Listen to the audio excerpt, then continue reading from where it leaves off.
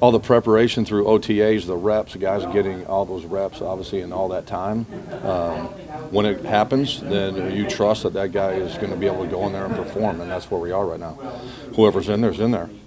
Obviously did a great job last week of going in there with Avonte obviously playing back, and then he ends up in the slot after Sidney gets dinged there. Rasul's out there. Trey Sullivan comes out. I was just proud of him. Go out there, nobody blinked. And I would say for Avonte, obviously we made the move to try to get him back there and kind of take Rodney's role. You guys already know that. And then all of a sudden, whatever the play number was, and hey man, listen, you got to play the nickel, which you already knew that. I mean, that was already the plan. If something happened to Sid, he would go in there. Didn't even blink. I mean, he's had thousands of reps through OTAs, training camp. You guys know he played in there all for the last 8 months. So for him to go back in there and play and not even blink, that was great to see, which is, you know, that's what we expect of those guys. They're here every single day. They prepare. For Avonte to go out there and do that, it was great to see. And I mean, even for Rasul, I mean, we've had him back there in case, obviously, when Cory went down and the numbers started getting low, then guys have to step up and be ready to play. And went out there and played, did his job. So it was good. What did you and Tim tell Rasul? Hey, go play safety, do this, do that. You know. No, I mean that's been for 2 weeks now. So in practice, he takes reps and for both us and on the practice squad, you got to put him in a situation where he can at least get back there and get comfortable. It's not, you know, we do that. Obviously, it's been going on for a long time. Guys get hurt, and you got to have guys that can plug in and go play. And Rasul's done a good job. Tim, I think, has done a great job too of spending some extra time with him and getting him ready if it did go down. So, I mean, for him to step out there, that was not the first time he'd stepped back there and lined up as safety. He's done that in practice, and he's been in every single meeting for 2 years he's been here. So, now listen, it's different being in a meeting than it is standing out there on the grass and taking a snap back there. But he was more than able to do it and did a good job. Seemed like the corners pressed a little more this game. I don't know if that was true or not, if that was just part of the scheme, but why do you feel comfortable? Yeah, well, I would say it's probably, without getting into it, some of the calls. I mean, I think Jim did on a short week against that squad. Yeah. I thought Jim did a great job with the game plan. I thought the players did a great job of learning it and then going out and executing it. And it would depend on the press. I mean, we'd press those guys. Depends on the situation. Obviously, depends on the call. So there was a little bit more, and I think Darb and Jay both felt comfortable getting up and challenging anybody that was out there. So I couldn't give you the breakdown on how many times they were up or when they were back, but I thought they did a good job of executing the scheme. So when you said the plan was for Avonte to play slot if Sid went down, is that the plan for him coming up this Sunday? I would say this. We'll evaluate that the next year, a couple of days, and then we'll come up with a plan. I'm not really sure what that is yet. We'll make that decision here as we go forward, and then we'll see how it goes. Whoever's out there is going to be out there, and we'll go play, just like we always do. Why was Avonte the first guy up against Tennessee at free safety as opposed to Rasul? We just liked that. We took Rodney obviously out of the picture, and after talking about it as a staff, Avonte gave us probably the best replacement for Rodney. I mean, kind of same body type, speed, change of direction.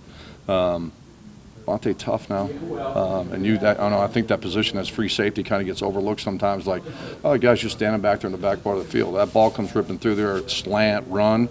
Got to get the guy on the ground, and we all felt more than comfortable with Avonte in that role, being able to get people on the ground. He's got great range. He's fast.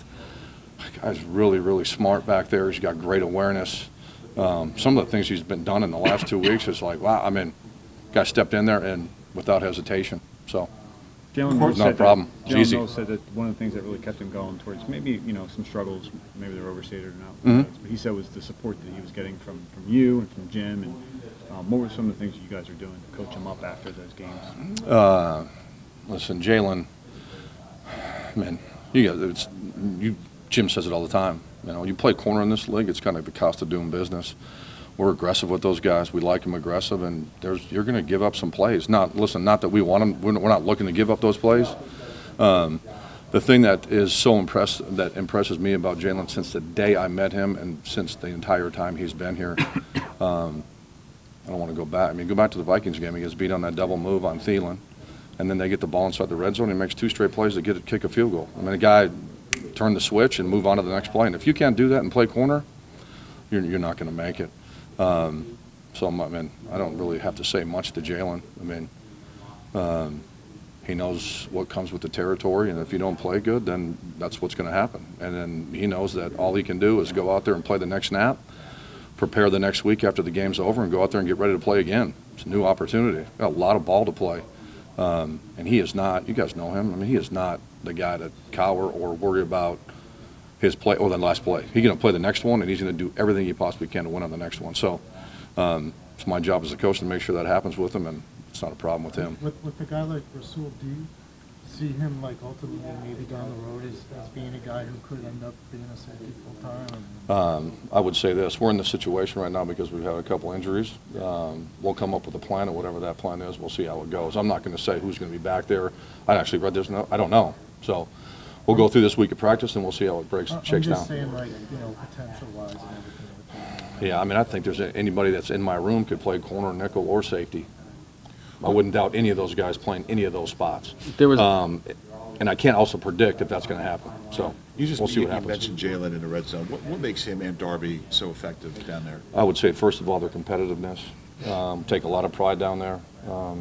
We've been good back there. I mean, we've been good in the red zone since we've been here. So we take a lot of pride in that, and they're both competitive guys. They study hard.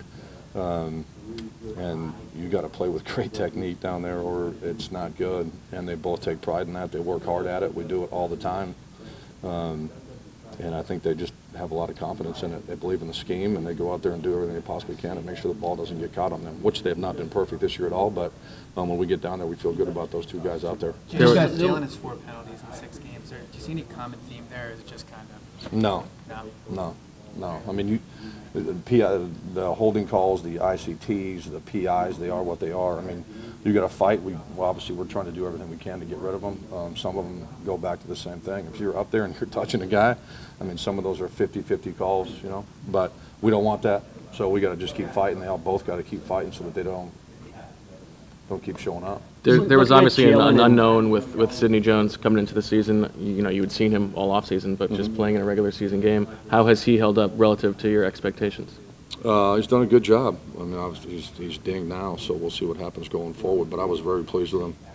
I mean, you guys know the whole conversation with OTAs and training camp. That was an open competition, and he went and grabbed it. So, and through the first 5 games or 6 games there, obviously he got hurt in the 6th there. I liked where he was going. It was not perfect by any means. I mean, we were working every single week to clean stuff up. But I liked where he was headed, and we'll see what the injury, what it holds, but I feel good about him coming back and playing when he gets back. It seems like he's been a little bit more physical than some people might have expected. Would you think that's fair? I mean, going back to his college shape, I never questioned his physicalness, so it did not shock me whatsoever. Okay. Yeah. You guys had a short week for the Giants game, and then you go in there playing some coverages that aren't maybe your foundational coverages. What do you attribute the success there to? I mean, is it just yeah, I just say to get resilient players. I mean, they know it's a short week. There's nothing you can do about that. So you got one option. That's to come in and learn, watch as much tape as you possibly can. You get 2 practices to go out there and learn it. And, I mean, Jim didn't make up anything new. We have that coverage in, and they went out and played hard and executed it. So that's on the players. Or you believe that Jalen gets a bad rap sometimes? I have no idea if he gets a bad rap or not. It just seems like the league is on pace for record scoring. Yeah. Lots of corners are getting yeah. beat every week. So that's my point. Okay. Maybe he's getting less than somebody else. Yeah, I don't know. I care about Jalen and the guys that are in my room. I don't know what the stats say. I know that we went out and played a hard game against an NFC East division opponent, and we needed to come out of there with a win, and we did. So I'm happy for those guys. And I mean, we got the Panthers here coming in, so we're on to the next one. Looking at Jalen and Ronald's season as a whole, how would you assess their play? We're 3-3 right now. That's how I'd assess it. Yeah. What are the 3-3. What are the challenges of having such a young group? We talked after the game. Malcolm's the only guy over 24 is in uniform. And how do they kind of overcome their lack of experience this whole Yeah, I mean, I would say Malcolm's presence in the room has a lot to do with it. That room it's tough with him in there, obviously. I mean, we put a lot of pressure on those guys to learn, and being young and being a rookie that's not an excuse for anything. I mean, you're in the room for a reason. That's because you're going to help us win. So if you go about it any other way than that, you probably ain't going to make it. So if you're not going to show up and compete every single day, I don't care if you're in 5 years or 1 year or 2 weeks, that's what we're asking for you. So that's your job to go out there and do that. And if you can't, then you're not going to be out there. So those guys do a good job in that room. It's a great room to coach. Obviously, you guys have heard me say that many times. I'm blessed to have them in there, and we'll see how it goes going forward here. When it comes to Avonte Maddox, was there anything in the pre-draft process that kind of highlighted how smart of a player? Yeah, I mean, I spent some time with him at his pro day and talked to him. All the research we did, there was no question marks on can the guy learn. He's a sharp kid. He gets ball. He loves ball. And if you get it and you love it, you got a chance.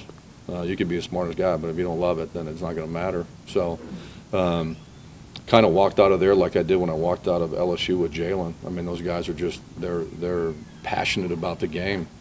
And then obviously being around Avonte all spring and training camp, and then watching him kind of grow here as we've gotten started, wouldn't have expected anything less.